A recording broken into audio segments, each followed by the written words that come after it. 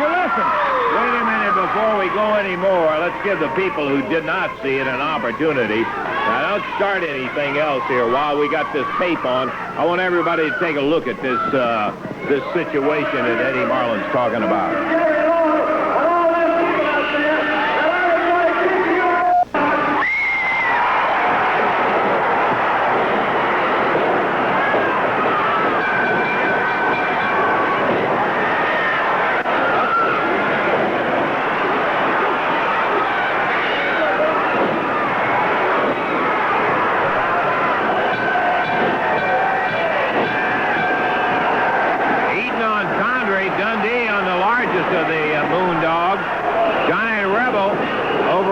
Smaller of the Moondogs. He's bleeding from head to toe.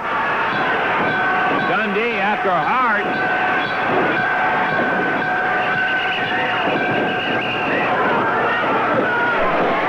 And the referee is pounded down by Dennis Condrey.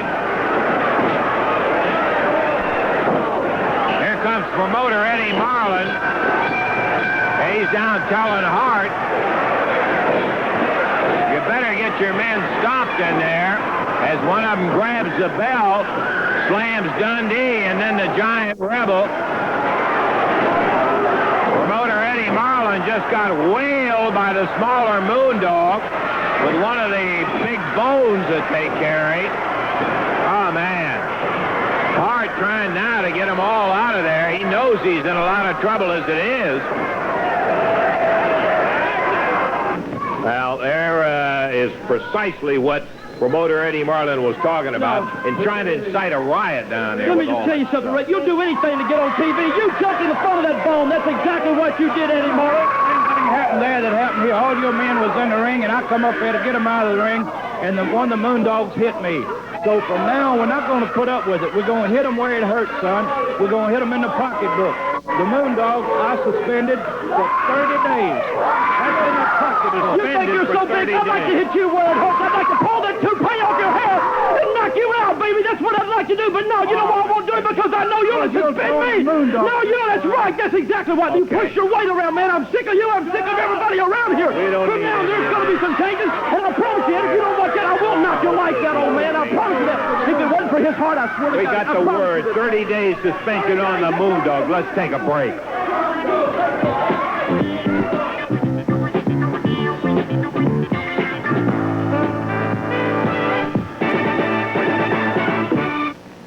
Big action coming up Tuesday night right there at the Louisville Gardens. 4 title matches, 3 other great matches coming up, and here's Jimmy Harden, part of the family. Let me tell you something, Dundee. You can bring Bobby Eaton, you can bring anybody you want to bring, baby, but when Buddy Landell, Jimmy Hart, and Dennis Conner leave that arena, baby, we're still going to have our hands raised. Now the Assassins against Stan Lane and Steve Kern, the Fabulous Ones. Baby, we're going to ride out in that Corvette, right, baby? We are ready. Now for the big ones, baby. This is it. Jesse the Body Ventura. Tell him, Jess, what's going to happen, baby? Let me lay something out for you, Terry Taylor. You're coming after my championship, Southern Heavyweight Championship of the world, but I don't even particularly like the South. Terry Taylor, you got a pretty face. Do you know what dudes like me from San Diego do to guys like you with pretty faces? You're gonna find out, my man, and find out real good. You got a pretty face yourself. Maybe I'll teach you, too. Jesse Ventura going against Terry Taylor and in the International Championship. Hey, boy, what'd you do? Go home crying to your mama? You lost your fabulous little belt. You went home sniveling like some snot-nosed punk kid in the 3rd grade. Well, let me tell you something, Louisville, Kentucky, brother. There's a contract that you got to have a return match. Well, I'm going to give it to you because I whooped your butt all over that place last time, and I'm going to do it again. You never run into anybody like me, Austin Otto. This is the lariat. Look at it. Live it. Know it. Respect it. International heavyweight title will be on the line when Stan Hansen goes against the heartthrob Austin Idol. Big night, Tuesday night. You know, the family, bigger and stronger than ever. Didn't I tell you I was bringing everybody all over the world, man? Stan the Man Hansen, the greatest cowboy of all time. Jesse the Body Ventura, the Assassins, Condrey, Landell. We're going to have all the belts. We've got them now. We're going to keep them forever and ever, baby. I can't wait. Woo! Tuesday night, make your plans to be there. Boy, I'll tell you, that Hansen is something. Let's right now call in the Universal Heartthrob, Austin Idol. I know that he's certainly in the happiest man in the world, but he's a very determined competitor. You know, I don't mind, Lance. I don't mind fighting anybody anytime, anywhere. And I'm going to admit right here in front of anybody, there ain't a man alive that can't be beaten. Now, I was strong down that Mid-South Coliseum, darling. I was looking for one thing. I was looking for a tough fight, and I was ready for it. But I was not expecting to be Pearl Harbored from behind. Exactly. Now, that may sound like an excuse. If it does, then that's my excuse. And I got the stitches right here to prove it. Now, I want Stan Hansen to know one thing. There's apparently two things we got in common. That neither one of us mind kicking anybody's can. And there's another thing you and I have in common, Hansen, that we both got big mouths.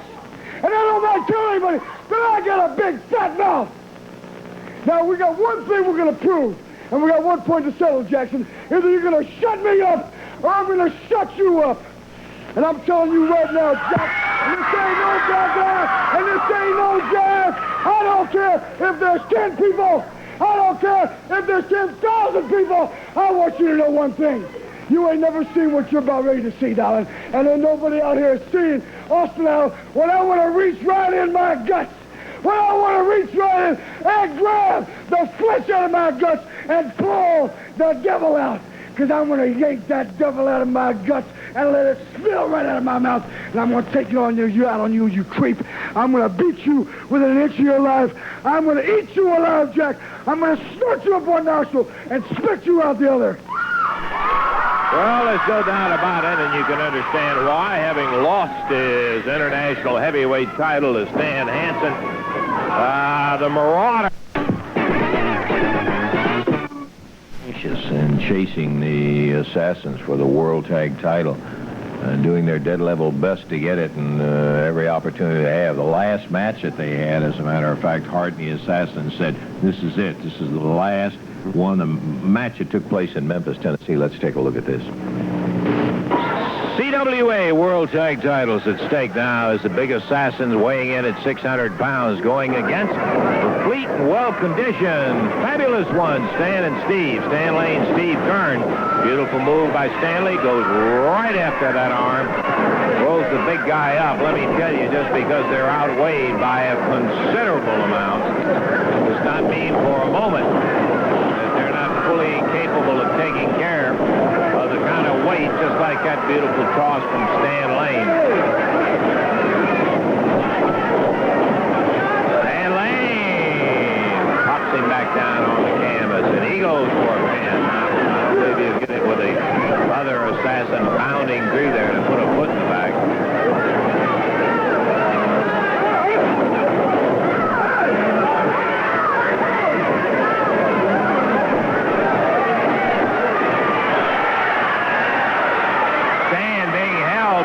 Assassin. Whoa! The other one from outside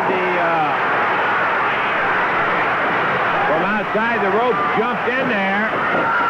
Look at Steve. Throws the referee down. Stan's still holding. Hart jumps into the ring.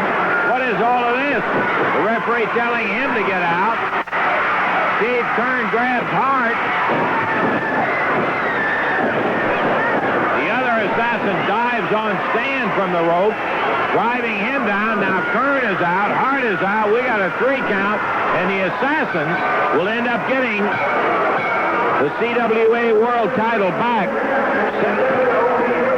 Yeah, the belts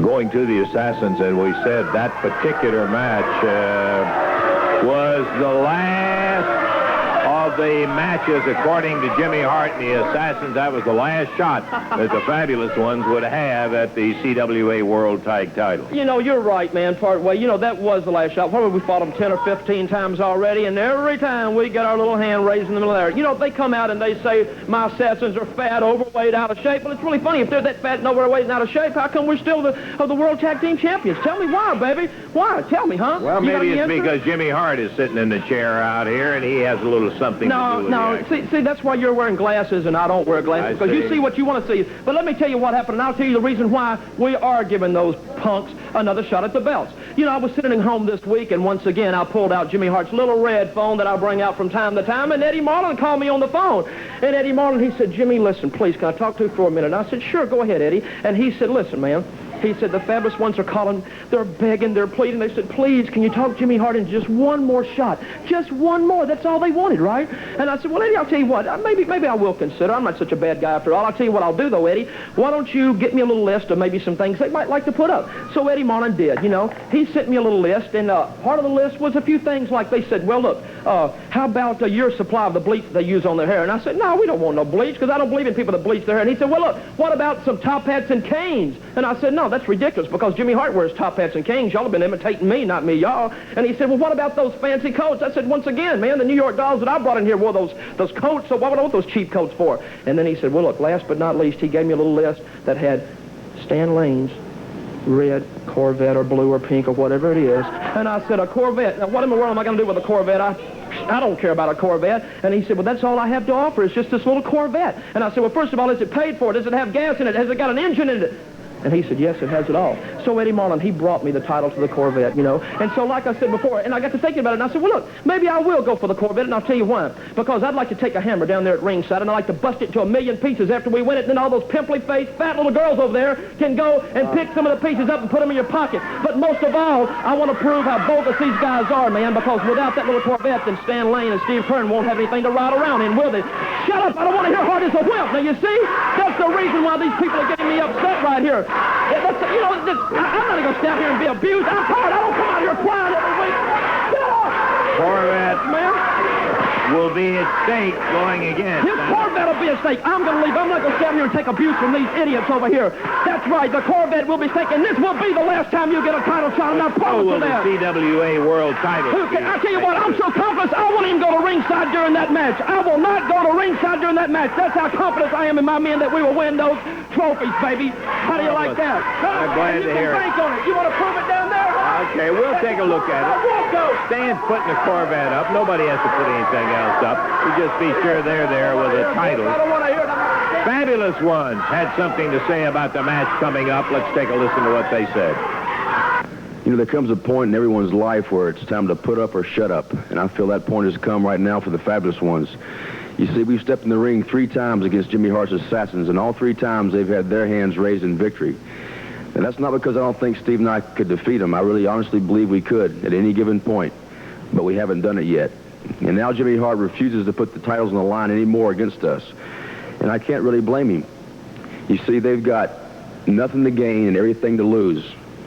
Well, Hart, you've got plenty to gain right now, because this Corvette that we're sitting on belongs to me.